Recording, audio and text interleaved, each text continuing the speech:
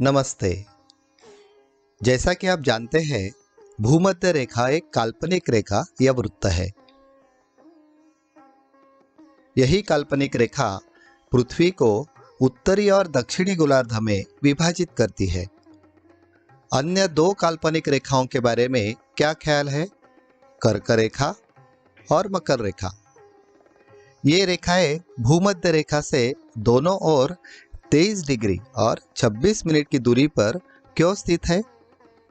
पता करते हैं इस मॉडल की मदद से। चंद्रमा और पृथ्वी को हटा देते हैं।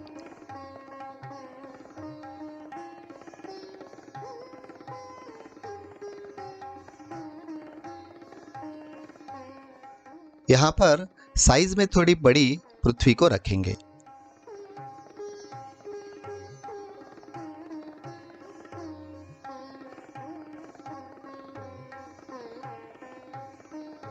पृथ्वी की धुरी को ये छेद में रखेंगे। अब ये धुरी क्रांतिवृत्त तल के संबंध में झुकी हुई है। पृथ्वी के अपनी धुरी पर घूमने का अनुकरण करने के लिए मैं इसे हाथ से भी घुमा सकता हूं। हम सूरज की जगह लेजर पॉइंटर लगा देंगे। इससे हमें सूर्य की स्थिति तय करने में मदद मिलेगी, जब यह किसी भी स्थान पर बिल्कुल सिर के ऊपर होगा। जैसे जीरो शैडो डे यानी शून्य छाया दिवस पर होता है। हमारी सारी चर्चा उत्तरी गोलार्ध के लिए होगी। सूर्य के चारों ओर पृथ्वी की एक परिक्रमा के दौरान धुरी के ओरिएंटेशन यानी झुकाव की डायरेक्शन में परिवर्तन को देखिए।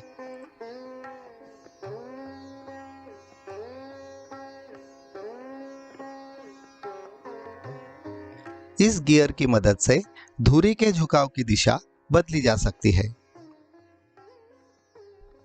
अब लेजर पॉइंटर भूमध्य रेखा पर है। यह एक विषुव स्थिति है, वर्नल इक्विनॉक्स। जैसे ही धुरी की दिशा सूरज की तरफ होती है तो लेजर पॉइंटर ऊपर की ओर बढ़ता है। यह स्थिति ग्रीष्म संक्रांति यानी समर सॉलिस्टिस है। यह लगभग 21 जून के करीब आती है। जब शरद विषुव होता है तो लेजर पॉइंटर भूमध्य रेखा पर वापस आ जाता है, यानी लगभग 21 या 22 सितंबर। जब धुरी की दिशा सूरज से दूर होती है तो लेजर पॉइंटर भूमध्य रेखा के नीचे होता है। यहाँ उत्तरी गोलार्ध में शीतकालीन संक्रांति है, लगभग 21 या 22 दिसंबर। जैसा कि आप देख सकते हैं, लेजर पॉइंटर एक वर्ष में भूमध्य रेखा के दोनों ओर यात्रा करता है। इसे हम पेंसिल से मार्क करेंगे। यह रेखा बताती है कि सूरज उत्तरी गोलार्ध में सबसे दूर कहां पर स्थित होगा, और यह रेखा बताती है कि सूरज दक्षिणी गोलार्ध में सबसे दूर कहां स्थित होगा। 21 मार्च, जब पृथ्वी पर हर जगह दिन और रात बराबर होती है। इस दिन भूमध्य रेखा स्थित सभी स्थानों पर सूरज सीधे सिर के ऊपर होता है।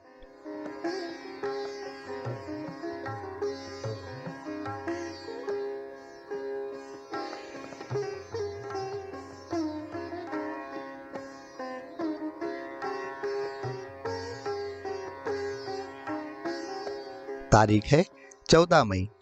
भारत के पुणे शहर में 14 मई को शून्य छाया दिवस होता है।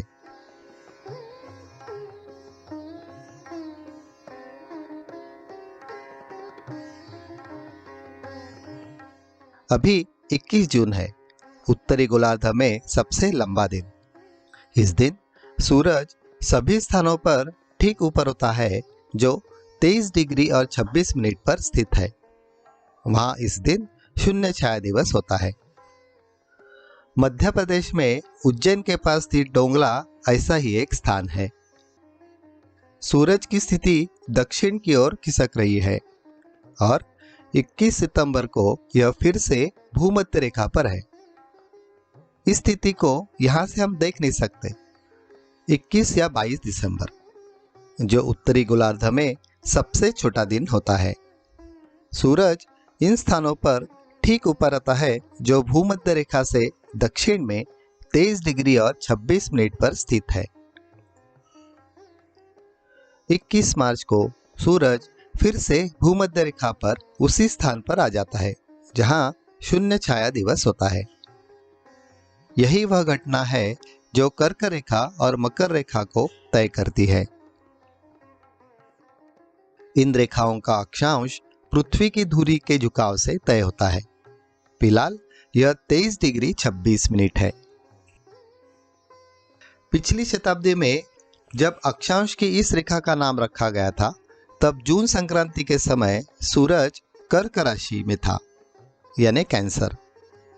प्रेसेशन की वजह से अब ऐसा नहीं है।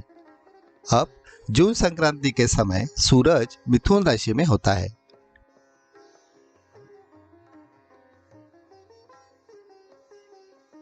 कर्क रेखा और मकर रेखा के स्थान में बदलाव को देख सकते हैं। 23 डिग्री से अधिक होने पर कर्क रेखा ऊपर चली जाती है। 23 डिग्री से कम होने पर यही रेखा नीचे चली जाती है।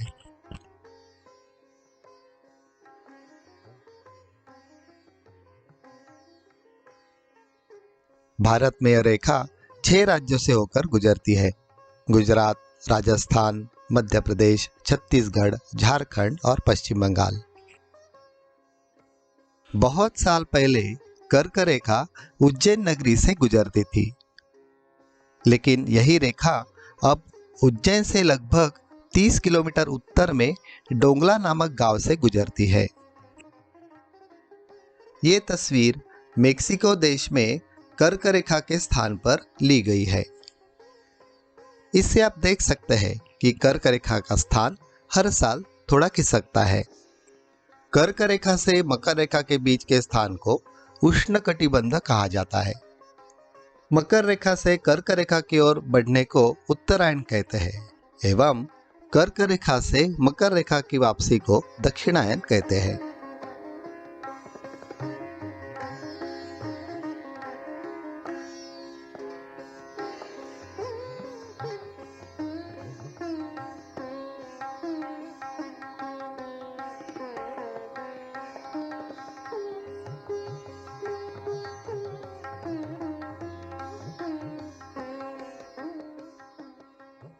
अगले वीडियो में हम दिन के अवधि के बारे में चर्चा करेंगे। धन्यवाद।